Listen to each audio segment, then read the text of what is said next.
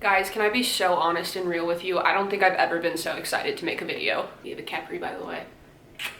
No longer have a Capri. If there is one thing, one skill, one talent, it is me knowing women loving women ships. I was reading fan fiction at 13. I had a Tumblr. I still have a secret Tumblr that is dedicated to women loving women ships. I still read fanfic. I am an expert in the field of women loving women ships. I said it. I don't think you could go to a better person. I'm gonna be honest, it's a hyperfixation. Okay, so how we're gonna do this is I'm gonna go online, I'm gonna pull up a ship list of like women loving women ships, and I'll break down the show or movie they're from so you can find out if it's something you'd be interested in general. I'll break down the ship. Okay, this one was made in 2022, which I feel like is probably the most recent list I'm gonna get. Ooh, Casey and Izzy from Atypical. Okay, going into a controversial one. So I've seen all of Atypical, but I've recently seen some people saying that they don't think it's great representation for autism, but I've also seen other people talk about how it's nice to have a show dedicated to a character with autism. I'm not the person to really ask on that controversy, so I'm not gonna really sway you to watch it or not watch it. I would say do your research, figure out how you feel about it and how others in the community feel about it, and then kind of go from there. I watched it before I really saw any of that. However, the ship Casey and Izzy, oh, I love this ship so much, and part of me feels like I shouldn't. I'm gonna be so honest. Now, Casey and Izzy start off from a little bit of a cheating standpoint, which if you're somebody in the women loving women ship community, you know a lot of us are so tired of this like cheating trope. So Casey's with her boyfriend, she becomes friends with Izzy, they become really fast, close friends, and then Izzy admits she has feelings to Casey, and Casey kind of panics and stops hanging out with her, and she's trying to like avoid her until Izzy runs into her one night and basically is like, I would never have said anything if I knew it was gonna ruin our friendship and you're gonna be weird about it, and then they smooch. She's still with her boyfriend at this time though. But I will say she does tell him pretty immediately, and then they break up, and then Izzy and Casey actually start dating. Izzy and Casey are so funny together. I think they look great together. I think they have fun storylines. What'd I say about leaving the store open? The wind blew it closed. There was a breeze. In fact, I think I feel it again. But something that TV often does is, you know, they gotta create that angst, they gotta create that drama. So there's multiple points in this relationship where I feel like Izzy is a little bit selfish. And so it definitely like lowers the ranking with just Izzy's general attitude sometimes. She definitely kind of gets on my nerves a little bit. Like right after they're kind of going out and Casey leaves her boyfriend for her and all of this, Izzy makes out with a guy at a party and she's like, oh, sorry, it's like I'm just having so much trouble with my sexuality and like figuring this out and blah, blah, blah. And it's like, okay, so is Casey? Like, you don't have to do all that. 7 out of 10, sure, we'll rate. These are also off the dome ratings, so subject to change in editing, but off the dome, 7 out of 10. Oh my gosh, okay, this is what I mean by I'm so excited to make this video. I'm smiling so wide because of the ship that just popped up on this list. Waverly and Nicole from Wynonna Earp. 10 out of 10. I'm telling you right now, this is my 10 out of 10 ship. This is a 10 out of 10 ship to me. I love these two together so much. I'm on season 3 of Wynonna Earp, so I have not finished, but I do know in season 4, the last season of the show, they even get married. So Waverly is one of the main characters. Her sister Wynonna Earp is like the main character, but Waverly is like another main character. In season 1, there's plenty of Waverly. Like she is definitely a main character, and then season 2 is when like you see the writers were like, oh, people love Waverly, so she gets even more screen time, which we love. Also, they do not start from a cheating standpoint. So Waverly is dating Champ. Champ is kind of a doofus, kind of a dummy. He's kind of a douchebag. He's not a great guy. And she just ends up finding her worth and being like, what am I doing with you? And leaves him. And then she starts seeing Nicole. Nicole Hott is a police officer in the town of Purgatory. And in the opening scene, we do like the opening scene with them, we do see Waverly like questioning her sexuality the second she meets Nicole, which I think is just so cute and funny. I mean it. Officer Hot. First. I think this is one of the most wholesome couples I have ever seen The characters are both sweeties. They both care deeply about each other. They both like have to like fight for each other. And by fight for each other, I mean the show is set in like paranormal kind of atmosphere. And if you know anything about me, I am a sucker for any paranormal show, especially if there's a woman-loving womanship in there. So the premise of this show is Wynonna Earp is turning 27, so she's now the heir to take out what are called revenants, which are basically these demons that her great-grandfather had killed during outlaw time, and he was cursed, so basically they come back, they try to kill the heirs, and then the heirs have to kill them. And I think if she kills all 27 of the revenants, then the curse is broken. So each heir is basically trying to end the curse, but up until Wynonna, all of them have like failed, which is why it's still going on. Come season 2, there's like different paranormal stuff that starts to come into play, which is cool. So the first season really focuses on the revenants and building the story, and then season 2 you start to see some other stuff coming in. It's a really good show. I love it. I even like the straight ships in this show, which I won't say is like rare for me, but it's definitely more uncommon for me to give a damn. Something I will say about this show is I almost did not watch it because I watched the first episode and I was like, this dialogue is terrible, this show kind of cringy. Get past the first 2 to 3 episodes and it takes off and it gets so good. But I will say the first episode or 2, a struggle, an absolute struggle. But after it starts to take off, it is so good. It is like my new favorite show, 100%. Like I am in love with this show. And there's 4 seasons, and there's a happy woman-loving womanship. About this ship, something else I love is, I was talking about how much they care deeply for each other. In season 2, I don't want to give too many spoilers, but let's just say Waverly is not herself, and Nicole is the first person to figure that out and be like, something's different about Waverly, something's off with Waverly, this isn't my Waverly, like something's going on. And it's just so sweet to see how much they know each other and care for each other. And also the stairs scene. If you know, you know. If you know what I'm talking about, you know. The stairs. Okay, so while editing, I remembered the time that Waverly kissed another character in a hot tub and the fact that Nicole, like, hadn't divorced her ex-wife yet. And while this typically would be something that would make me go, that should lower the rating, the writing never comes back up. Like, they're both like, oh, I shouldn't have done that, or I should have told you that. And then it never comes up again, so it's hard for me to, like, even place it in the storyline, because both of those things might as well have never happened with how it was just never mentioned again. The only other negative thing is when Nicole didn't give Waverly her ancestry. That wasn't cool.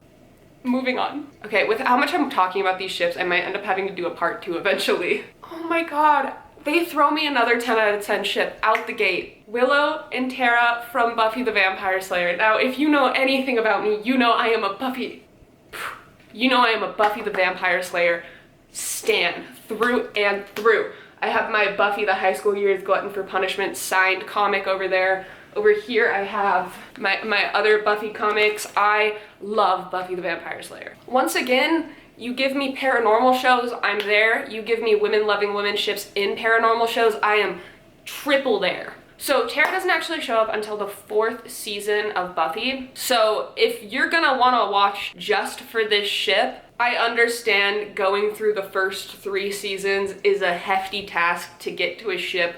I personally just love the show. I love the characters. I'm also a Buffy and Faith shipper to an extent. They never actually date, but there's some implied sexual like chemistry, I would say. If you ask me, I would say it's kind of implied. Not that they did it, not that they're dating, but that there's some kind of attraction. That's just how I feel. You can fight me on it if you want, but insert clip. I am going out with somebody.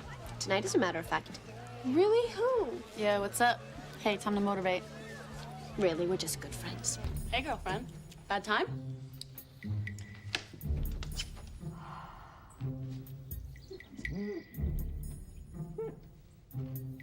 You can you?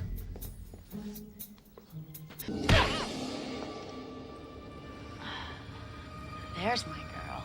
You're not ready for that. Yet. Give us a kiss. You'd have done the same to me if you'd had the chance. So let's have another go at it. See who lands on top. And you're gonna tell me no? You're gonna tell me no. But yeah, Willow is there from season 1. And she is dating men and stuff like that for the first 3 seasons. well, dating men. If you know, she's dating like one. She has like a crush on Xander, and then she dates Seth Green. I can't think of his character's name right now. Why can't I think of his character? What? He's the werewolf. Yeah.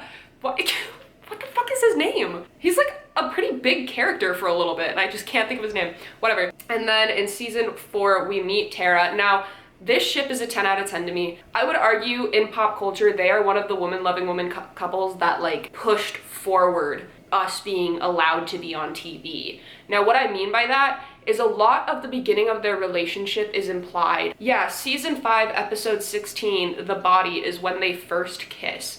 Now, you may be saying, that's wild, she comes in season 4. But here's the thing, this show came out in 1997. That's before I was born. I was born in 1999. I was born in 1989! Women-loving women couples in shows either did not really exist or were not really allowed to exist. So a lot of the Willow and Tara scenes for the for season 4 and for most of season 5 are implied through language and writing. Like we know they're dating. We know they're together. That's not what I'm saying. I'm saying more so like we know they're sleeping together from certain things that they say to each other. Or you'll see Tara wearing some of Willow's like clothes, and then Seth Green goes feral in one scene over that. Is that her sweater? You smell like her. She's all over you. Do you know that? I can't talk about this. But there's something to talk about? Are you two involved? Is she in love with you? Run. I'm just imagining Seth Green instead of his character. So a lot of it has to be implied because they did not have permission from studio to put it on the screen yet. Once again, 1999, 2000 kind of era. However, the second they got the okay from the studio, we were being fed. We were getting kisses, we got a sex scene, we got like flirty ass lines that had never been on screen before. Like this ship really propelled women-loving woman culture, and that's why it to me is a 10 out of 10. It means so much to where we are now. I will say, I'm pretty sure they say both of them are lesbians or gay or something like that. In my opinion, Willow's bisexual. Her feelings for Xander were very real. Her feelings for Seth Green were very real. But you know, we were already like not getting anything before that, so keep in mind the time and the era when this came out if you're watching it and you're getting frustrated about like the lack of labeling of bisexuality or something like that. But I don't want to say it's certainly not better that they weren't allowed to, but I think this couple not being allowed to have a lot of those physical moments in the beginning of like their relationship in this era of the series led to them having such an intimate relationship because of all the implied words that they're saying to each other, the language, the body language.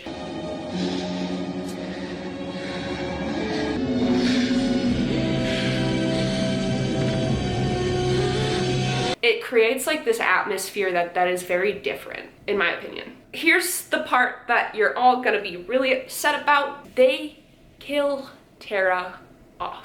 Bruh. Now, most of the time, that would drop a couple from being a 10 out of 10 for me, and I wish they hadn't have done it, but I'm gonna say something controversial. Why they did it makes sense, and I really hate to say that, but Joss Whedon, the director, in an interview explained that the only way to push Willow into her new phase, I don't want to give too many spoilers, the show's so old, to push Willow into her terrifying evil Willow arc, they needed to do something that Willow would not be able to recover from. They needed to do something that was so outrageous, and so what they did is they killed off the thing that meant the most to Willow to progress her into this new era of Willow. Yes, I hate it. Yes, it hurts my heart. It makes sense. It sucks because they were such a monumental couple. It sucks because they are a 10 out of 10. It sucks, it sucks, it sucks. It fucking sucks.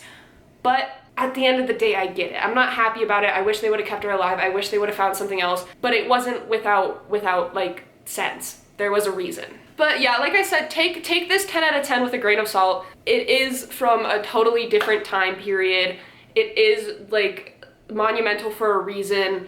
but that doesn't mean that there's not like issues within it, but you really got to place it into that time period. Dina and Sam, Fear Street, oh my god. For my horror gaze, this is it. This is great. So, Fear Street is a 3-part horror, like a movie series on Netflix. The movies themselves are fantastic. They have great kills, they have great sense of humor. They're each set in kind of like a different time period. The first one is like Sam and Dina's time period. The second one, I believe, is set in the 80s, like an 80s camp. And then the other one, I think, is 1666. But basically, there's this witch, and she's cursed the town, and it's kind of them going through and trying to unravel that curse because it's affecting Sam, which is one of the gays. Sam and Dina had just broken up. Sam gets into a car crash that Dina and her friends kind of caused, and Sam ends up on the cursed kind of like land of the witch and is then basically kind of cursed, and all these different killers are coming out of the woodwork trying to murder Sam, and it's kind of Dina and her friends trying to save Sam. But then obviously it's a 3-part series because a lot more happens and a lot more unravels that I don't want to spoil for y'all. So definitely check it out. I love those movies, but I love those characters. Sam and Dina as a ship, I want to give a solid 8 out of 10. We start with them broken up, which is obviously kind of a funny place to start when it comes to ships. Like, we already know there's history, there's already beef, and that kind of makes it so much better. Sam's obviously dealing with some like homophobia and internalized homophobia and a lot of issues with that. So it does touch on that. And throughout the series, you see a lot of parallels to like the different time periods to what Sam and Dina are kind of going through, and I wish I could tell you more, but I feel like the more I tell you, the worse I'm gonna get with spoilers. But I will just say 8 out of 10. I think they're awesome. I think they're great because it's also horror. There's so much plot and so much happening that the couple is kind of a main focus, but also kind of not, because you have the whole horror plot. I don't know, maybe they're a 10 out of 10. Maybe I'm just lying. Is this a 10 out of 10 couple? Because the way it ends is so good, and obviously there's gotta be issues to get to the good. I mean, it's TV. Without issue, then there's nothing. I'm gonna leave that one up to editing, Sybil. We'll see what ends up over here. But I completely recommend those movies, just as movies. Even if you don't care about lesbians. Good movie. Good movies. This video is so long already. Oh my god, I never shut up. Sorry, the next one is Santana and Brittany from Glee. Rest in peace, Naya Rivera. I love that woman. Naya Rivera and Christine from Fleetwood Mac are the only celebrity deaths I've ever, I think, cried about. That one hit hard because for me, Brittana was one of the most monumental, altering comfortability couples in my life as a kid. You know, I started watching Glee when I was probably 12 or 13, so that couple really meant a lot to me. And so therefore the actress did as well, because she was just such a huge part of my childhood and becoming myself, and so that was a hard one. I usually don't talk about celebrities in that respect because obviously I don't know them, but when you just think about that, it really kind of hurts. Glee. I recommend watching Glee. I'm sorry to say it. I really hate to say it. I recommend watching Glee. Definitely has some things that don't sit well in 2023. However, the show itself is so iconic, so funny. At the time, also pretty groundbreaking. The talent in that show is immense, from the acting to the singing. Bust the windows out your car, Mercedes. I bust the windows out your car. Come on. That show is just worth watching beyond this ship. Now, getting down into Brittana as a couple. In the first season, they are not really main characters. They're kind of just Quinn's entourage. They're the unholy trinity. They are so funny, and they're more like relief characters. I'm pretty sure Brittany, I'll have to research this to see if I was right, but I'm pretty sure Brittany wasn't even supposed to be a main character. People just loved her so much from her witty background lines that they kind of introduced her more and more. Now, season 2 is when we start to see more Santana and Brittany. The first hint we really get that there's something going on between them. A bunch of the Glee Club members are on a group phone call. Aren't you guys dating? Sex is not dating. If it were, Santana and I would be dating. And it is one of the most iconic scenes in women-loving women history to me. It's so good. This couple has such a soft spot. I'm definitely looking back on this one with some nostalgia. I want to say 10 out of 10. Realistically, I think it's probably more like an 8 out of 10, maybe a 7 out of 10. But to me, it's a 10 out of 10 just because of the influence. Sorry, my camera overheated, so I'm not exactly sure where I left off, but I think I'm gonna give them a 10 out of 10, and here's where my opinion shifted.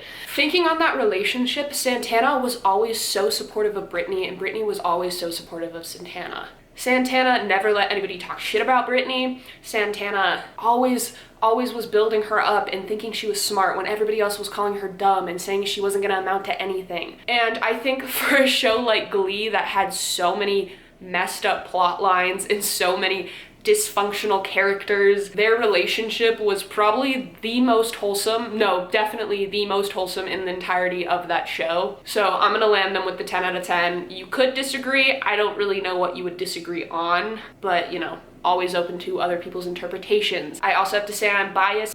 This is another couple that, because of the era, didn't get as much like on-screen kisses and couple time as, let's say, somebody like Rachel and Finn. But once again, it was a kind of a groundbreaking couple for that time period, and what they did get, I think, was really good. The only reason I would take them from a 10 out of 10 to maybe a 9 out of 10 is screen time. Ooh, Rue and Jules from Euphoria. This couple gets like a 3 out of 10. And this is something that I think people miss with this couple a lot, is they're like, why are they doing them like that? Why is this couple going through the ringer? Why is Jules like this? Why is Rue like that? It's Euphoria. I've only seen season 1, but I've seen all the clips of their relationship because I am a bitch that will go onto YouTube and just look up the whole storyline. So as a couple, 3 out of 10. Like, it's toxic, there's so much wrong with it, but it's Euphoria. That's what you should expect. This Euphoria is not a happy-go-lucky, everything's gonna work out in the end kind of show.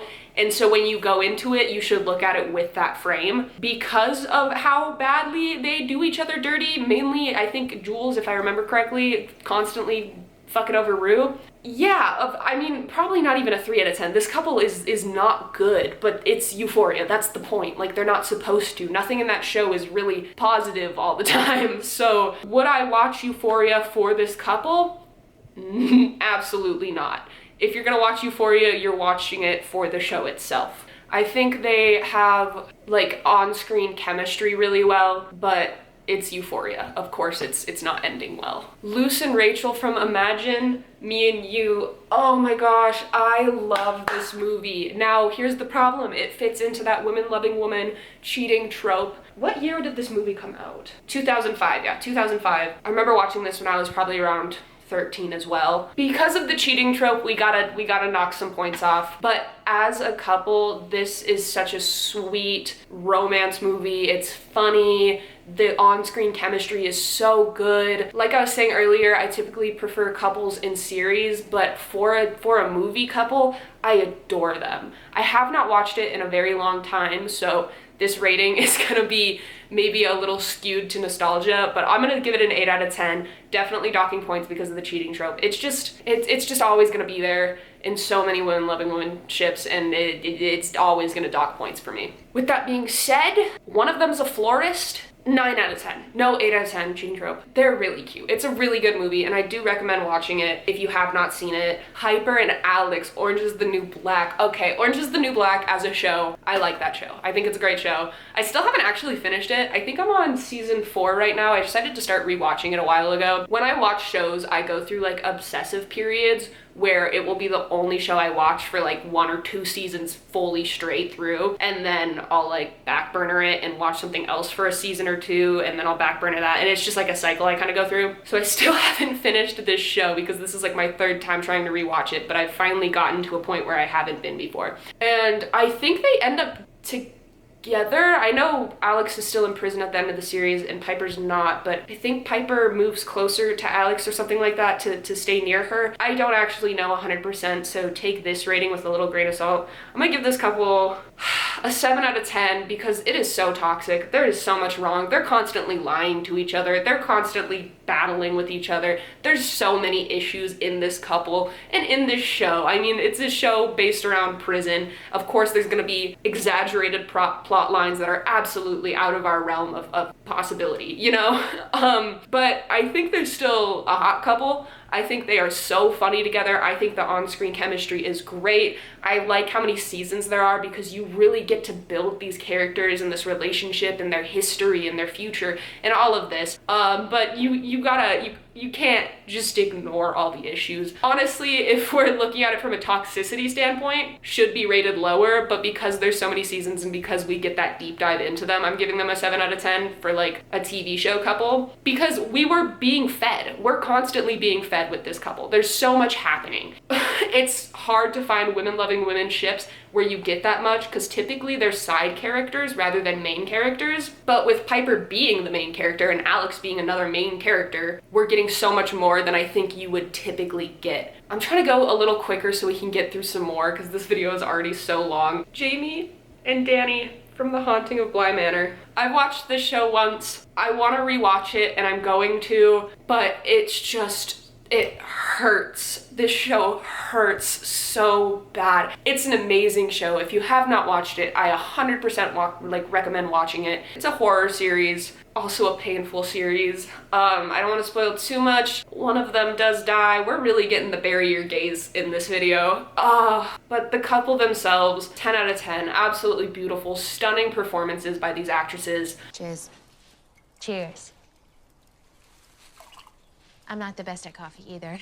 On-screen chemistry, undeniable. Poppins, you flirt. The scenes that we get with them are so beautiful and romantic and funny, and I want to talk more about them, but I feel like if I talk too much about this, it just spoils the show. I already gave you the one of them dies, because here's the thing. If I'm giving you woman-loving woman ships, you need to know going in what to prepare yourself for. If you think that I'm giving you some happy couple and you're gonna go enjoy it and you're gonna leave like kicking your feet and giggling, I don't want to steer you that wrong, you know? This is a deep sigh for me. And it sucks when I have to rate a bury your gaze trope so high, but this is another one of those shows where there was purpose for why it happened, and so I have to. You know, I don't want to take away from the storyline because I'm upset one of them died. And in this show, it had to happen, as much as I hate to say that. It's a great show, great couple. Still not over it. It is such a beautiful love story. It really is, and there's so many missing from that list. Okay, let me give you a couple more off the dome. Juliet and Calliope, first kill. Going back to me loving supernatural queer. Juliet is a vampire and Calliope is a vampire hunter. Now, you may be saying, Sybil, this is kind of giving Buffy the Vampire Slayer. And why do you think I fucking like it? So there's only one season of this show because we all know Netflix does not renew lesbian shows. I still think this show is worth watching.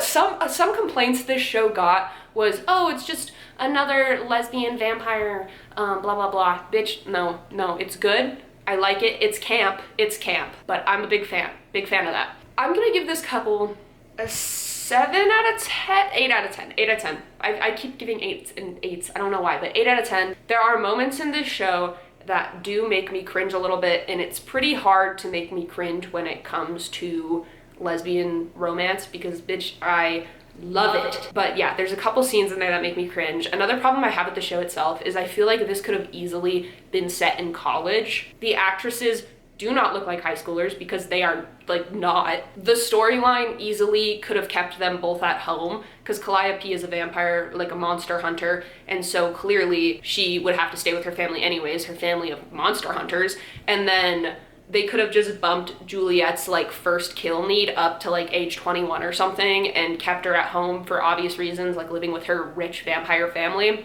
and just stuck them in college. So that's one of my complaints with this show. And honestly, that's a complaint I can have with a lot of TV shows, is just put them college age. They're clearly not high schoolers, and this clearly doesn't have to take place in high school. Whereas something like Glee, Brittany and Santana clearly had to take place in high school, right? It's the high school Glee club. There's so many storylines that have to do with it specifically being in high school versus first kill. But I'm still gonna give the couple an 8 out of 10. Lovely storyline, love a good star-cross, love a good paranormal. The on-screen chemistry, once again, is fantastic. Yeah, that's what I have to say about them. Following paranormal lesbians and vampire lesbians, we're gonna go into Carmilla, the YouTube series. You can watch this on YouTube for free. There's 3 seasons, and then there's also a movie. You watch the movie after the first 3 seasons. I think you have to pay for the movie though. This is my 10 out of 10 still read Carmilla fanfic. Let the lesbians get it on, let's go. Okay, so Carmilla is based off of the novel Carmilla, put into modern times. Laura is in college and she is a journalist student, and she's doing a journalism project. Carmilla is the hot vampire in leather pants. I'm trying to think of how to sum this up because there's 3 seasons, right? But the opening is Laura's roommate goes missing. They replace her missing roommate with Carmilla. You find out that Carmilla is somehow related to the disappearances, and it's just a giant like mystery that's the kind of the first season beginning summary plot thing. My thing with this show is it's free to watch, sassy, love a good sass.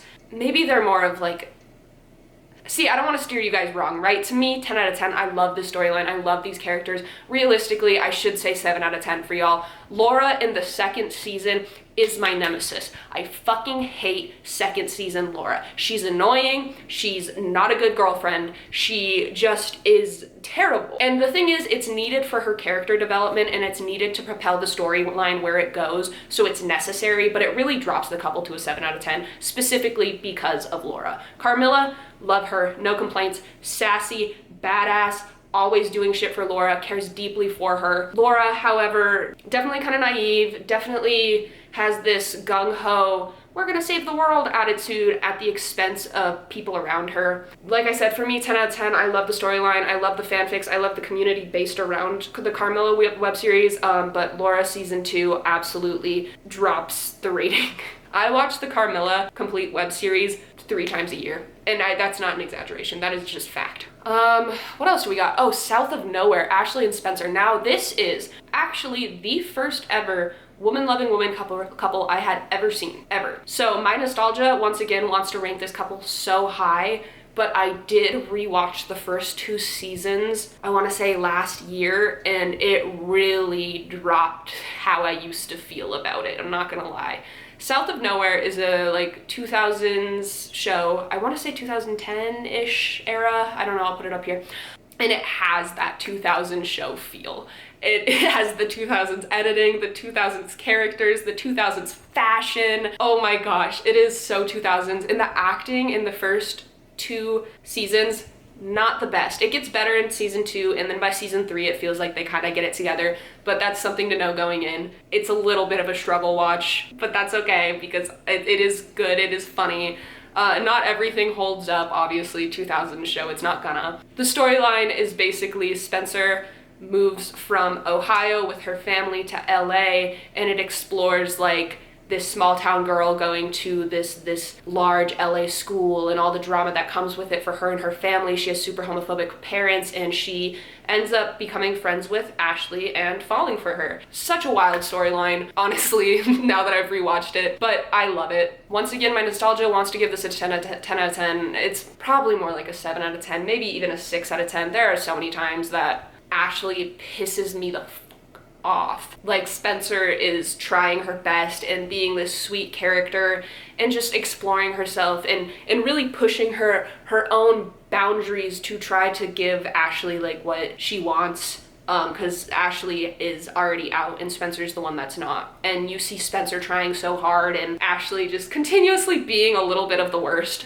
She does get it together, and we appreciate Ashley for getting it together. This storyline does end happy, and it ends amazing, and I love it. But because Ashley is such a dick so much of the time, it's so hard to rate it higher than like a 7. I love her so much. Okay, like, she's a cool character, but just the way she treats her sometimes, you really can't give it too high of a rating. This is another show that really struggles with the word bisexual for some reason. It's okay, but she does end up with Spencer, and it is worth watching if you want just a little something silly. There's 3 seasons, so, you know, you get fed. And the main character is gay. Spencer is gay. It's like a coming of age, coming out kind of show too. It's funny, it's got a lot of plot points. I enjoy all the characters, basically, pretty much. To me, it's worth watching, but like I said, watching it back as an adult, I definitely saw more issues with it than I saw when I first stumbled upon it as a kid. I wish I could rate them higher, I really do, but I just can't in good conscience do that. Guys, I just remembered I used to make these like Facebook banners of Spashly. Oh my god. This one that's just a bunch of different fucking quotes. I had this shit memorized. Oh, this one of just a whole bunch of different queer couples. Oh my god, of course. How did I forget, but I'm a cheerleader on this video? Oh my god. And Emerson? We gotta make a part 2. Naomi, oh my god, I totally forgot about them. Yeah, we definitely have to make a part 2. Just more quotes. How many quotes did I know? Oh, I like this random one that has Britney Spears south of North Sirens. That really sums up 13-year-old me. My life. What was I smoking? Bro, what the fuck? We can live like Jack and Sally if we want. Who let me live? Oh, this is so badass. I don't like being told what to do. I'm also quickly just gonna insert this clip of the actresses for Spencer and Ashley talking about how they were like not allowed to touch, which is funny because it was literally their show, but whatever. South was like G-rated. I remember they wouldn't let Disney us. movie. They wouldn't let us. We sit like lay in the bed together. So Mandy would have to So we had stand to, and like- sit and, like we had to like it was like this whole Like that's how they structure. walked in, and that was the sex scene, and it was like I it know. looked like we had some seance when they walked in, and then it was like, oh, clothes. Like there was no kissing. You can't kiss in the bed. Really? Yeah, unless it was a man. There's so many more amazing woman-loving woman couples that I want to talk about, but this video is unedited. It's hitting an hour, so I'm gonna cut it here. If you guys liked this, let me know. I'm happy to do more. If there are couples you wish I would have mentioned that I didn't, drop them in the comments. Maybe I haven't heard of them and it's time for me to explore. This video made me so happy. I rambled for so long because I can't. If you guys disagree with any of my ratings, feel free to give me your opinion and why on a certain couple, change my ratings. Just be nice to me, please. Don't be mean about it. It's my only requirement. Please be nice. All right, with all that being said, I'll see you guys soon. Bye.